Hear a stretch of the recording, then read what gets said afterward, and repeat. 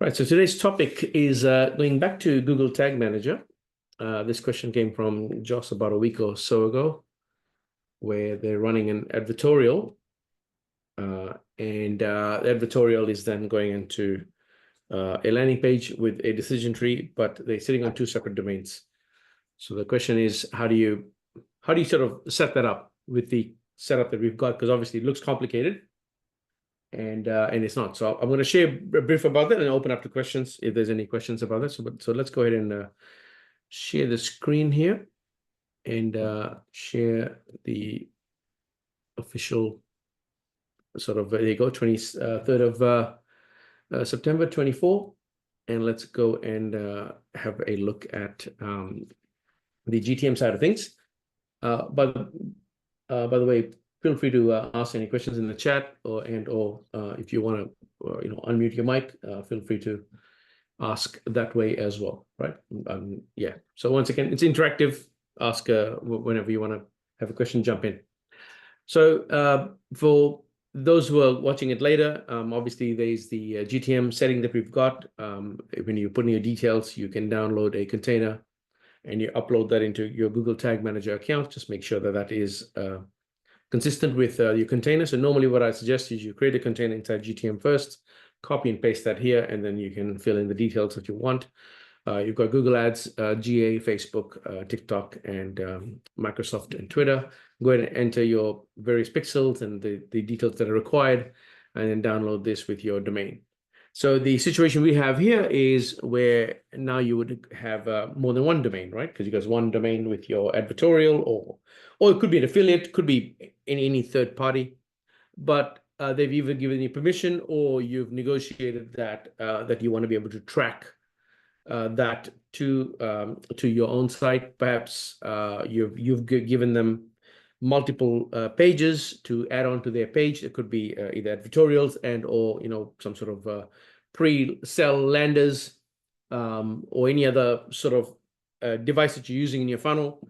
And sometimes when you do these things, obviously the tracking part gets a bit complicated, and so in this call wanted to cater for, we've covered GTM in quite a bit of detail in the past, but this one here, you've got a two domain situation. What do you do?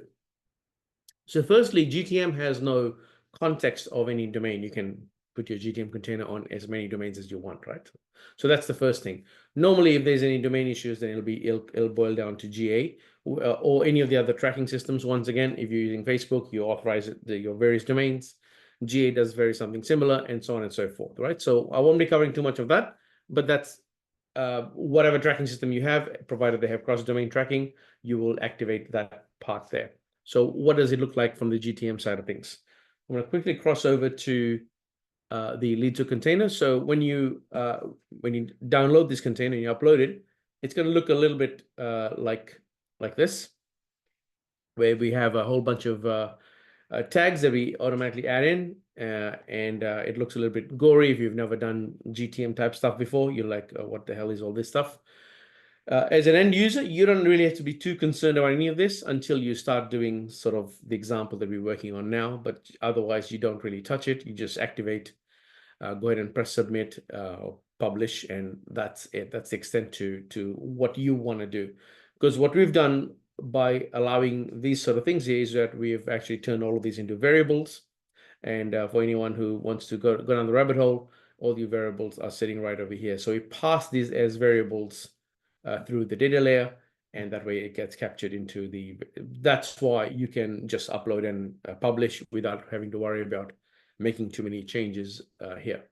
All right, now there's one change you will make, which is the token change, and there's a field called token, which is a constant, and you would add that here. So in my case, I've got it. So that token, which you pick up right over here, you will add that here. Now, if you're running this across multiple DTs, and you would just kind of come here and add a comma, like so, comma, and go ahead and add another one, right? And that's basically what you do if you want to use this on two or more decision trees there. Now, we're looking at today is two separate domains.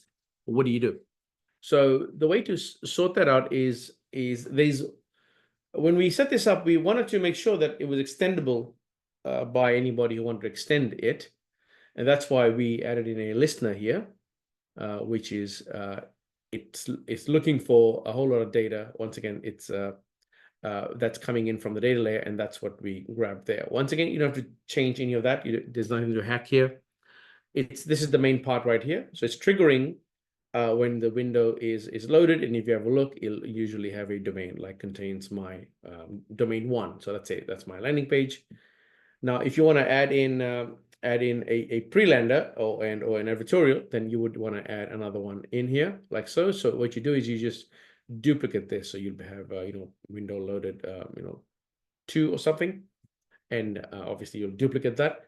Everything else is the same, except you'll say the page host name contains your second domain, whatever that second domain might be, and that's it. That's all you do. So what you're telling it, because so the reason why I guess theoretically you could remove this whole thing and just make your listener trigger everywhere. The problem now is that if you are invariably using it in multiple places and you want to have, because we found that sometimes there's data leakage, and so we made it explicit of when we want to use our GTM container. So you would come in, add here your second domain, third domain, fourth domain, fifth domain, sixth domain, or whatever. Just duplicate this setup over and over and over again, and that's it. When you do that, it'll actually fire. It adds an or condition, so it's going to fire when it's your page hostname contains domain 1, or domain 2, or domain 3, and domain 4, and all the rest of it remains as is. And that's the beauty of this setup, is because if you are using the same pixel or using the same your GA or whatever, nothing else really needs to change. All you're doing is you're just saying that hey, I want you to fire this listener in multiple places. I want you to fire it when it's on domain 1 and domain 2 and domain 3 and domain 4, and that's it. That's the extent to which you will extend this whole thing. Because by having everything sitting as variables, extending something becomes quite easy. All you do is just change 1 or 2 things, and that's it. Now, oftentimes you'll get a question saying, hey, I want to be able to fire it for, say Taboola, or I don't know, some other network that does not exist here. So how do you do that, right? So I'll cover that as a all you do in that case is you would go in and just add in another pixel here. So like we have the Facebook pixel, you would go and add in a pixel for whatever third-party thing you want.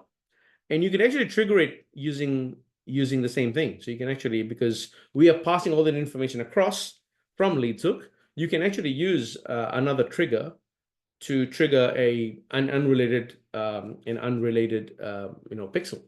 So you could actually use this one, or you can use a GA one. You can use whichever one.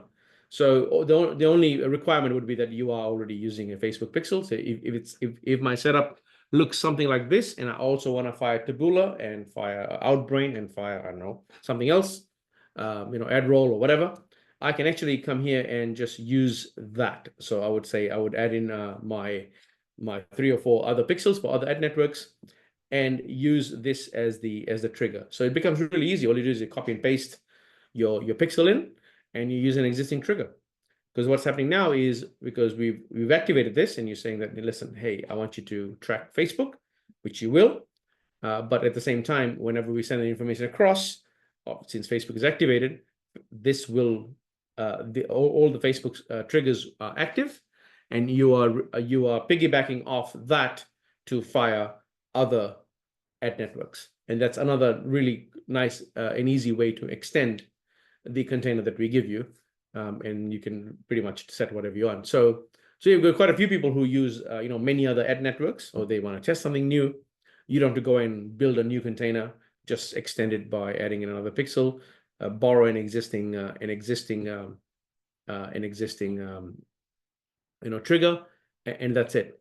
Now, theoretically, if you wanted to, you could also do something like this. You could actually put so let's say I want to use I want to trigger off the Facebook, but I don't want to use Facebook. I can actually come here and put a fake pixel, so nothing's going to be sent to Facebook.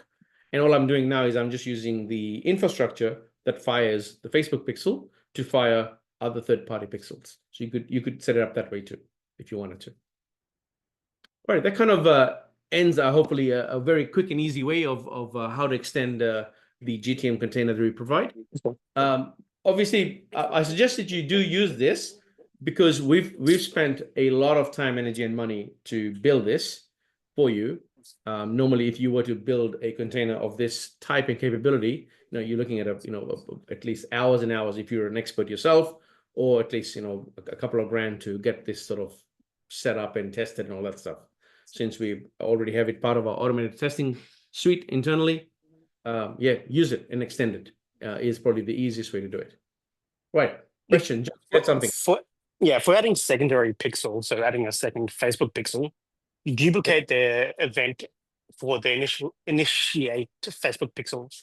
Then you also have to duplicate the conversion events, No, you don't. No, you don't. All you got to do is duplicate just the pixel. The events will automatically fire.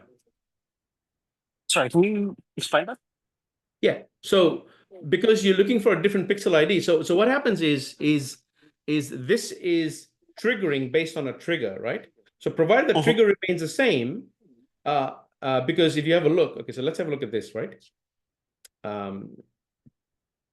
Everything is a variable. Your pixel ID is a variable. All the stuff is a variable. So I don't think you have to. I think it'll fire twice automatically because you already triggered 2 different pixels. So I think, yeah, I'm absolutely sure. I'm about 95% sure, I should say, that I think both of these will trigger as well just by duplicating a pixel. So let's say you're using 2 pixels, then you would create another one. So all you do there is for your second pixel is copy and paste this, except in this case, obviously, there's a variable here. You're gonna have to hard code that, so you're gonna have to type that in. Yeah, well, the two is either you hard code it here, or you add another constant under variables, call it Facebook pixel 2, and you would add that here. And that would be the second way of doing it. But I think because you're firing 2 pixels, it is actually going to trigger 2 events. And when you look at the Facebook pixel helper, it'll tell you are duplicating events or whatever. It'll give you some error. But obviously, it's not an error because that is the intention in your case. So that way, and that should just work. Cool. Makes sense? That makes sense. All right. Nice and easy. Yeah. Much simpler than I thought.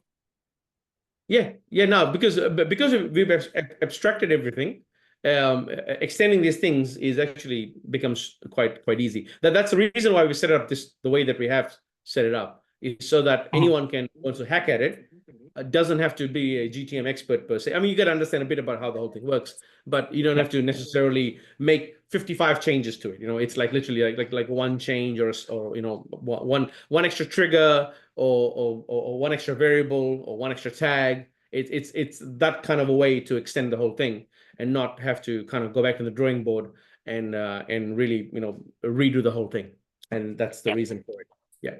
So I've done the duplication before, but I thought I'd missed something. I looked at when I was looking at the earlier event, like, I think I might have to duplicate the lead event as well. No, I don't think so, because provided the triggers remain the same, okay, so you got to make sure you use the same trigger, just add an extra pixel, and that lead event will fire twice, should fire twice. Oh, awesome. Yeah, right. A good question, actually. So are you using your second pixel to sort of more of a redundancy thing, in case one goes down, or you business managers have previously had issues. Okay, so you're basically using one pixel to train another pixel. Yeah, smart. Redundancies and different business manager accounts. So we've got different accounts in the past. So we just want to make sure that they're all getting data. Yeah, no, good. This is a smart way of future-proofing any dramas you have with Facebook, or for that matter, any other ad platform. So just extending that idea, and I mean, you're well aware of this because you've been using it, but just for somebody new on the call who is not doing something like this, you can actually. So let's say, for example, you're only running Facebook traffic at the moment, which is most people start here at Facebook. But at some point, you're like, you know what? I'm going to have to run Google. I'm going to have to run TikTok and Twitter or whatever. You can actually go ahead and just set up the pixels and go ahead and send all the data to the other ad networks. So you're using Facebook traffic now to populate or build audiences or whatever in the other ad networks. So the day you choose to move across to either Google or TikTok or whatever, you've got a bit of data sitting there, and you can leverage off that pretty quickly. And so you don't have to necessarily go ahead and start from scratch per se, right? So that's another way of using this whole thing.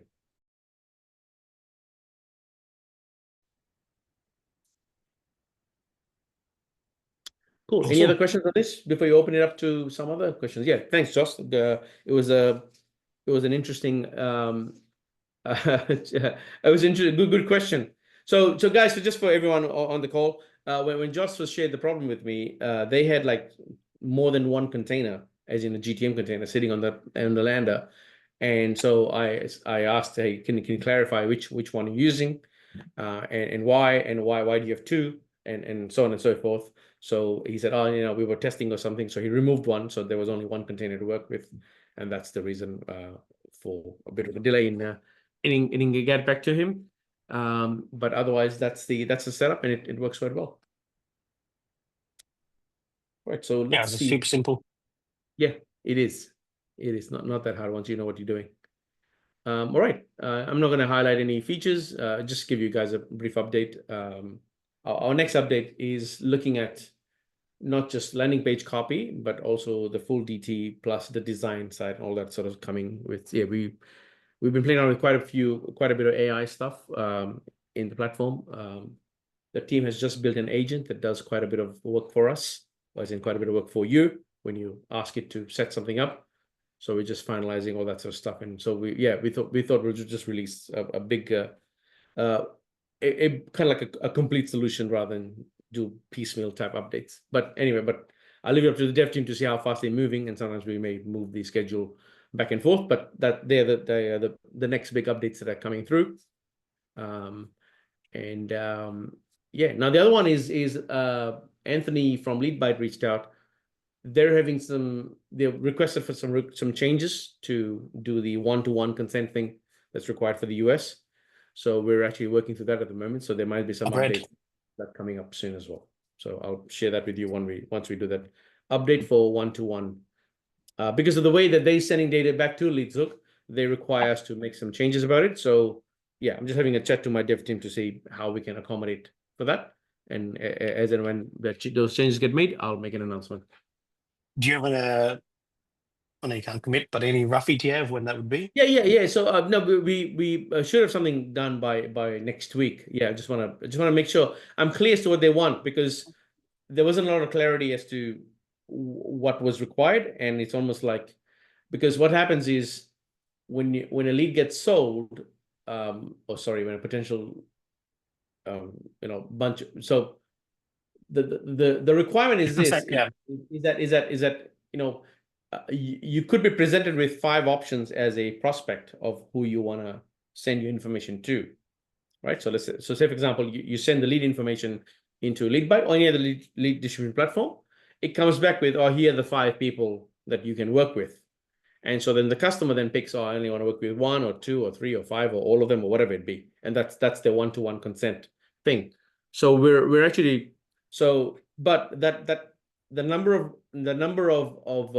of companies or clients that come back, or the potential offers that come back, varies. Like you may get only 1 back, or you may get 10 back, or you may get 0 back, right? So how do you accommodate for something so dynamic? And that essentially is the challenge, because the way they set it up, they set up like static custom fields for each one. But the question was, can we make it more dynamic?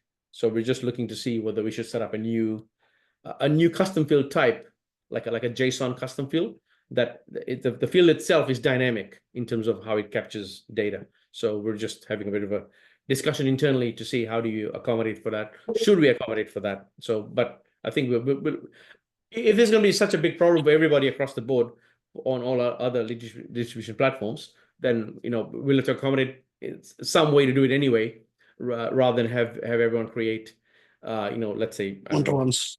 Yeah, exactly. So let's say if theoretically the maximum number of offers you want to get is going to be 10, then it's 5 different fields per offer, then you're looking at 50 different fields, which seems like a rather wasteful way to create custom fields. So anyway, I'll share more on that in the next. The issue I was having, I'm trying to resolve with the workaround method, is the next part of the workaround method was once you do assign the first part of it, will say they've answered the questions that allow you to see whether there's a valid lead without getting their emails, then you want to go get the email. But Yep. in that time between changing to email and then changing the phone number, the client could have already hit their caps. I'm trying to add in redundancies for that. Interesting. Okay, well, that's a issue for lead bite. Oh, whichever. Yeah, it's an issue for whoever is going to be Yeah, provides that infrastructure. so Cool. that's the only other issue with that, because it's redundancies. If Yeah, you could be passing all leads coming through, and then you have the buyer's already hit its cap in the interim, yeah. Interesting. Interesting or you've got problem. the email and it comes back again through Yeah, a nurture campaign. interesting. Okay. Oh well, let's see how that gets accommodated for. Yeah. All right, let's I'll just open up to any other Q&A, any other questions that you guys have, any other thing you'd like me to review or chat about, any side questions you have or anything that's concerning you guys. Yeah, feel free to unmute your mic or put in the chat. Do you have a simpler way to explain custom audiences for remarketing? A simpler way to explain. Explain how to set up a remarketing for leads who have only gone to a certain stage of the decision tree. Have they given you the email yet? Let's say yes, once you give an email. Okay, so if that's the case, then you would set up something like this. Let me just quickly bring that up.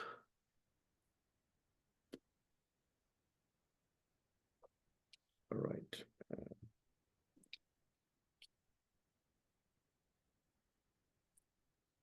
Okay, so you would set up something. So let's say they've given you the email and you're going to send it to whatever CRM you're using, Go High Level or any other CRM. That seems to be the most common people are using. And you want to wait about 5 minutes or so. I've seen people set it up to 3 minutes. That's a bit of a judgment call there, unfortunately. There's no hard and fast rule, but I don't think anybody's going to hang around for 5 minutes on the phone number node, not to give you the phone number. So I think 5 minutes is more than enough. You could even try, 3 to 4 minutes if you wanted to. So you would have some automation that says when this lead comes through with the email, wait 5 minutes and check to see whether phone number has been received, because the second step is to send the phone number to the CRM as well. So if at the end of 5 minutes, 3 minutes, whatever that time is, if phone number is still blank or has not been updated, it's probably going to be a better criteria, then fire off the email. And This part we've got this set up. It's more about the Facebook custom audiences for remarketing. Okay, so it's remarketing for Facebook, even though they've given you this. Okay, if that's the case, then well, let's go back to GTM here. You've got the view content event. You've got all this data sitting inside Facebook, so you can actually build your audience. So let's see if I can bring it up here. Help.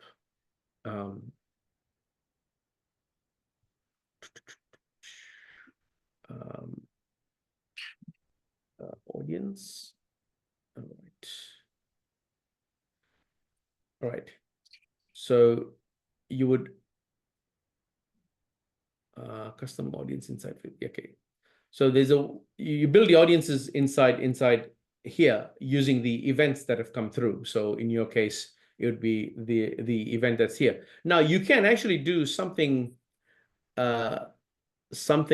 where you can actually hard code this as well if you wanted to at some stage of your DT if you wanted to, and that's what this is designed for. So you can actually add in your own event through here as well, right? So that's, I don't suggest you do that, but that is an option available, and you can just use audiences around this. So let's say, for example, you've got a DT where let's say for argument's sake, a solar funnel, And one of the questions as you've gone further down the decision tree, maybe what's your reason for wanting to reduce your power bill, or what are you going to do once you reduce your power bill, as in where are you going to use your savings. Let's say that question ends up becoming an important one or critical one, or that one gives you the ability to do audiences based on different types of answers. So this is where they may have said, listen, I want to save the environment, or I want to, I want to use my money to I don't know, to go on a holiday, or to buy a new couch, or to pay school fees, or to whatever. So let's say you've got about 5 or 6 reasons there, and whatever the reason someone picks, you can actually do an audience where that is included, but they have not been to the email one, because they haven't come to email, or they haven't seen the phone number node. That basically means that you don't have that parameter in the audience, and you can actually set that up that way. So it's been a few months now, but there was a way to set it up where you include this, but make sure it does not have email. So that way it captures the person who stopped at the email.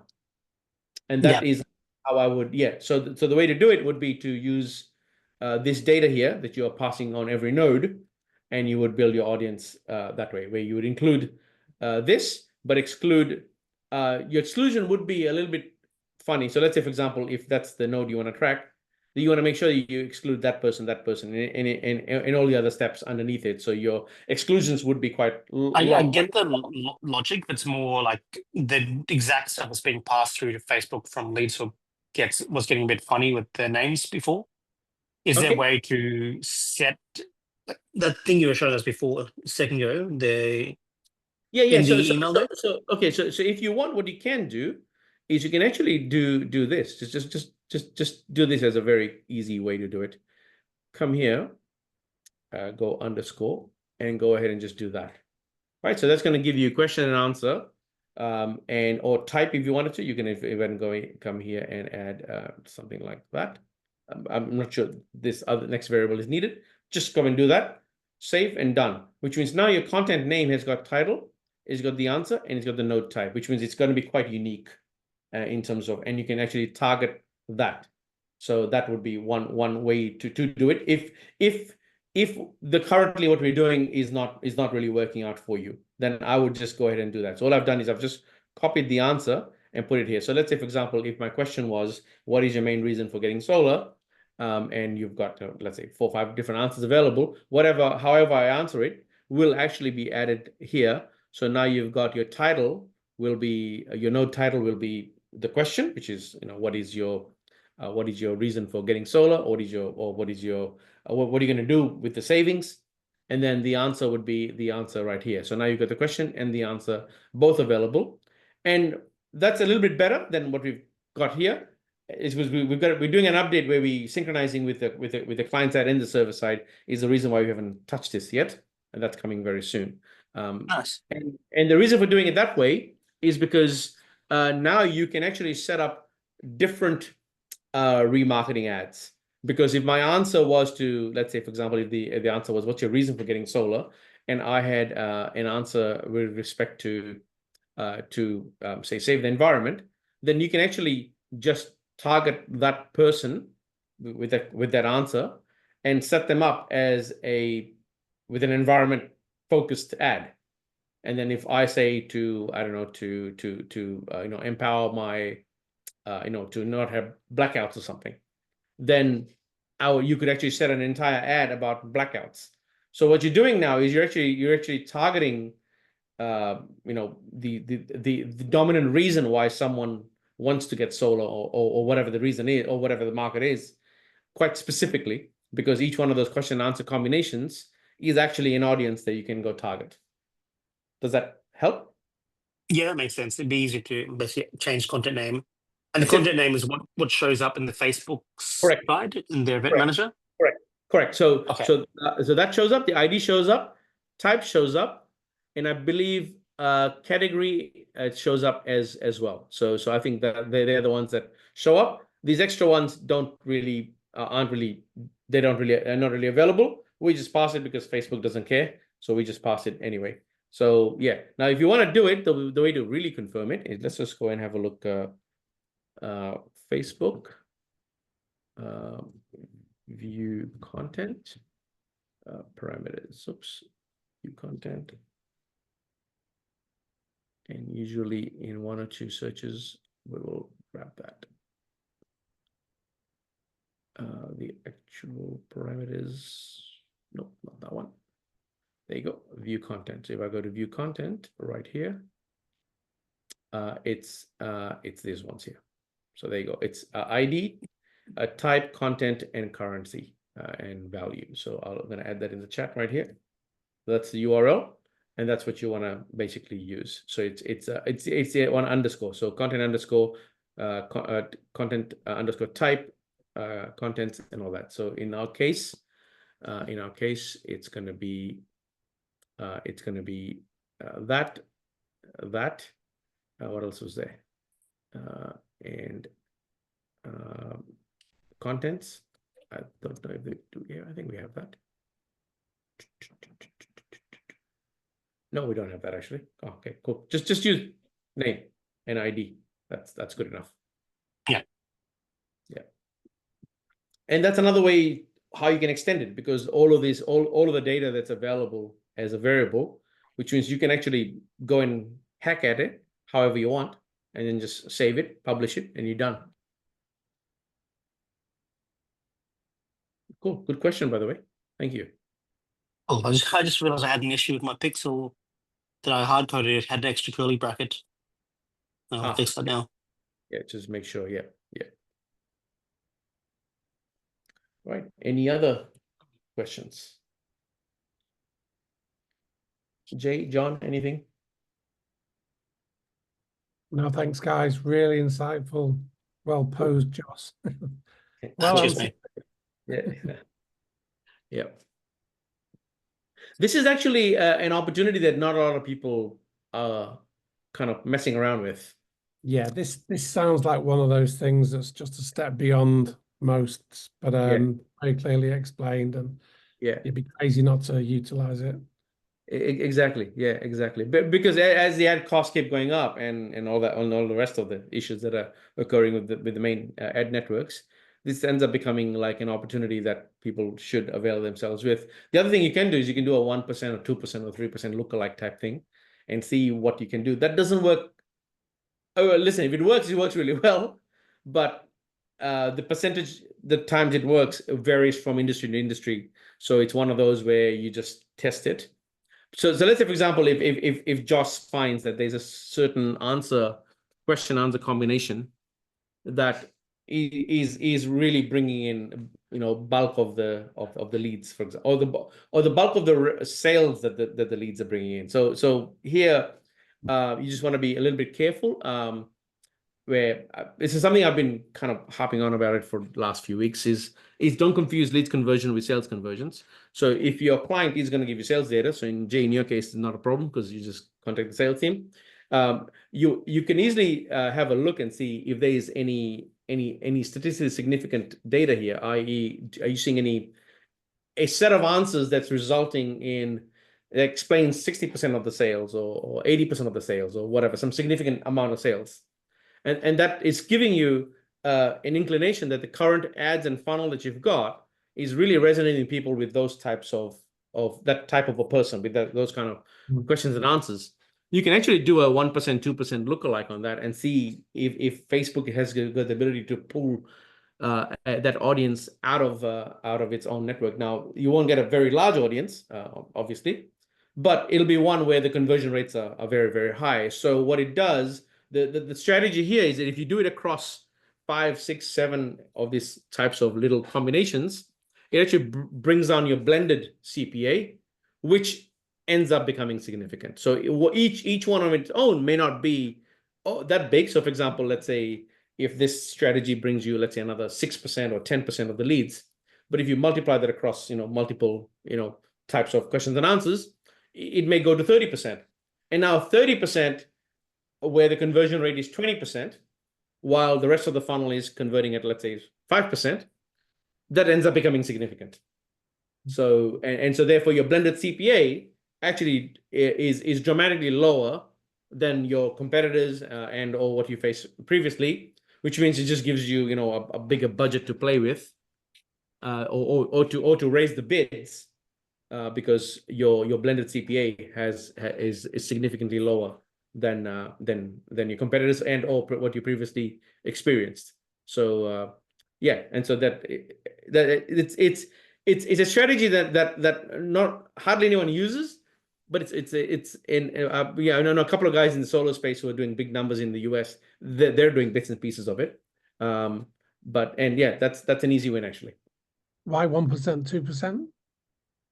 Of people that are doing it. No, when you started out a minute or two ago, you said 1%, 2%. Oh, sorry, the lookalike audience. Yeah. Yeah. Okay. So Okay. sorry, yeah, 1 to 2. Yeah. So what you're saying because what you're saying to Facebook is anyone that you think could potentially look like this group because of the amount of data they've got. It may be able to pick out that audience for you quite nicely. But generally speaking, whenever you do this type of an audience play, the audience sizes may not be very big. But if you do this across multiple questions and answer combinations, it can end up being significant, not because of the volume that you're going to pull out through this, but the conversion rates on this are materially higher. So even if they're only 5 or 10% of the traffic, but because the conversion rates on these are almost significantly higher, your blended CPA ends up having a material decline, and that's the main reason for doing it. Yeah, there's always there's always another layer. Yeah. Keeps interesting, eh? Yeah, it is. But the thing is, like, this is the stuff that really moves the needle at scale and at volume, right? Because you so let's say, for example, let's say you've done 100,000 leads in the last 3-4 months. You've got a lot of data to play with, either to analyze the data, to learn a bit more about the customers, and or all this view content event data and all this lead event data is sitting inside Facebook and Google. And so you can actually really start seeing whether these strategies are, in fact, I would even say that it could be a full-time job for someone, or not maybe a full-time job, but for a media buyer to just hack away at this stuff and seeing whether they can get any of this stuff to work.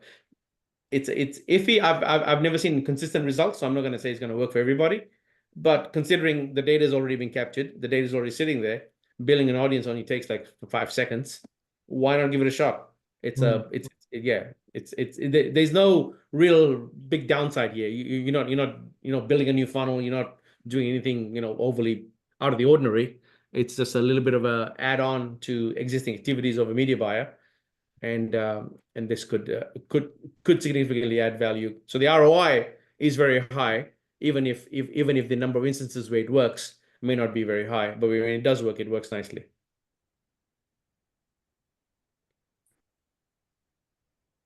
Cool. Josh, you said something? Total. Yep, I did. So if I was doing like Taboola pixels, Yep. and I was using the Facebook initialization trigger as the Yep. So basically, trigger. I'm going to discard this. So let's say you're using that trigger to trigger, for example, Taboola. Yeah. Yep. When I want to then go to do the lead, do I still have to create a new lead event as well? Correct. Lead tag? Yeah, correct. You would have to do that because their lead event code, or this thing here, looks different. Okay. It's got, yeah. So I mean, you may use the same variables. So your right hand side remains the same, but the left hand side is going to be different because Taboola calls their view content event with different names. So you would have to change the names. And so in your case, you do something like kind of copy this, put into ChatGPT, and put in an example of I don't know, the Taboola one, and saying, hey, can you just change the variable name so I don't make a mistake? And it's gonna just take care of that for you. And that way you just copy and paste that back in, and that's it. Okay. Yeah, it's a little bit different than doing the Facebook in that you have to duplicate any of That the is base of events.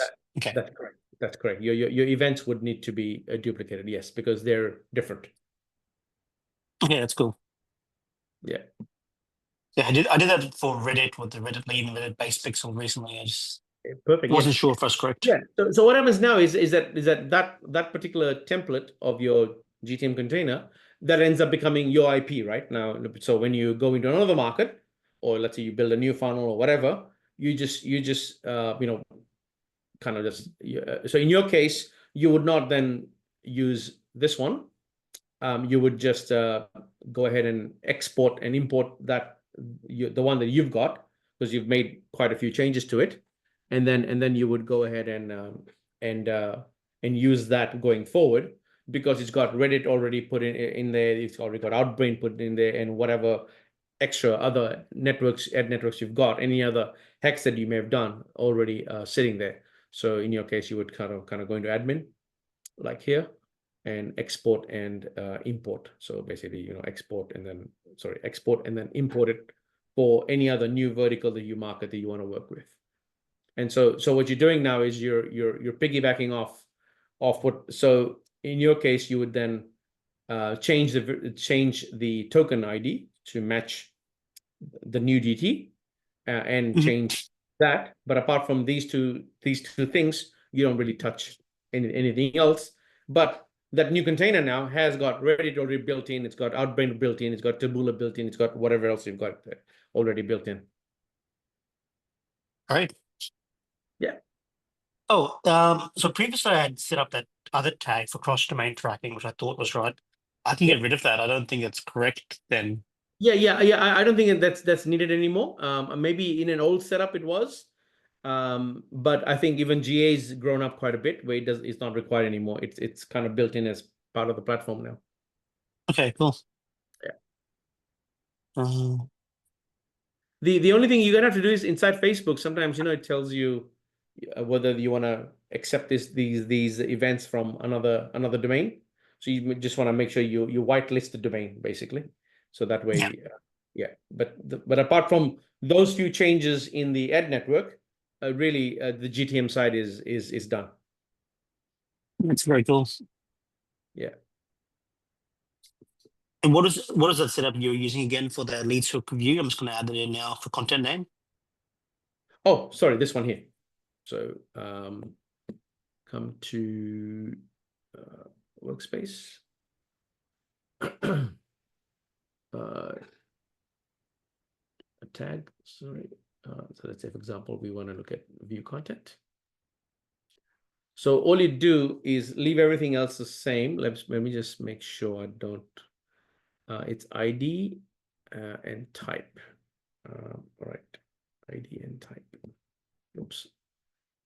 We got ID and type. So it's these two. All right. So I'd probably. I don't think. Yeah, content name doesn't exist. Contents. Optional required for Advantage Plus. Contents and content IDs. Okay, so just use content IDs would be one way, or you could use content. Now, if you haven't, I should get the change. Actually, I want to put that in.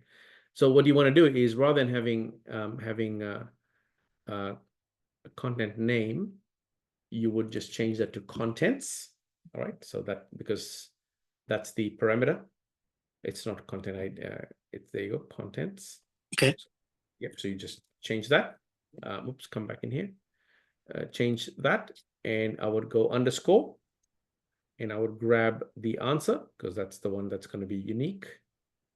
Copy, and come here and paste that, and that's it. So what I'll do is I'll take a screenshot and I'll send it to you in Bookface. Yeah. Yep. Yeah. Yep. And that way you'll be able to just replicate that. And that makes a lot more sense. Yeah. Right. So what happens now is that parameter is going to be available for your audience. And if you want also for conversions tracking as well. Let's say if you want to optimize for certain answer or whatever, that's available as well. So you don't touch really touch anything. Yeah, so there's no need to touch anything else. Obviously, just make sure you don't touch this because that's gonna break your data protection. But beyond that, feel free to update any of this stuff as required. Where would that be sent from? So let's say you're on the email node. Yep. It says answer. What answer would it be sending if it's Okay, coming through? So in that case, this will be a blank because there's no answer that's sent in the email. But what's going to happen is it's going to send the title of your email node. So in that case, in my case, in this example here, it'll actually send that across. Okay. Yeah. So that way you know it was my name and email. But if it is this one, so this one here, it'll actually send that as my question and say that as my answer if I select that as the answer. Okay. Yeah. Good question. Yeah, it was a little bit strange how it was all coming into Facebook with the events previously. Yeah. This makes more sense. Yeah. Yeah, there was an oversight on my part. All good. In fact, it took us so much work to get it done. When we finally got it done, I tested it and I was like, oh man, it'd be good if we did this. I didn't have the heart to go back to my dev team and piss them off. So I said, okay, you know what? let's just go live with this. So that's the truth of it. It wasn't that I wasn't aware of it. I was just like they got so tired of it. I was like, you know what? Let me not lose half my team here over a stupid parameter, which who knows who's gonna use. So I was just like, you know what? I don't want to touch it. If someone asks me, I'll tell them what to do, which is basically change it in this way. That's the main reason. But we are going through an update where now client side and server side is going to be tightly linked. So obviously we can go ahead and make both changes and so yeah. So on one of the Makes updates, sense. yeah, I will get it fixed. But I just didn't have the heart to go back to them saying, hey man, can you do one more change? It's like, come on, after 5,000 changes, you want one more? So anyway. I have to work within the constraints I have as well sometimes. Right. Any other questions from anybody else? John, anything?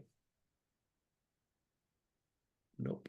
All right. Well, if there's no more questions, we'll call it a night, and I'll see you here same time, same place next week. Thanks, Nick. No worries. Thanks, Nick. Thank you so much. Bye for now.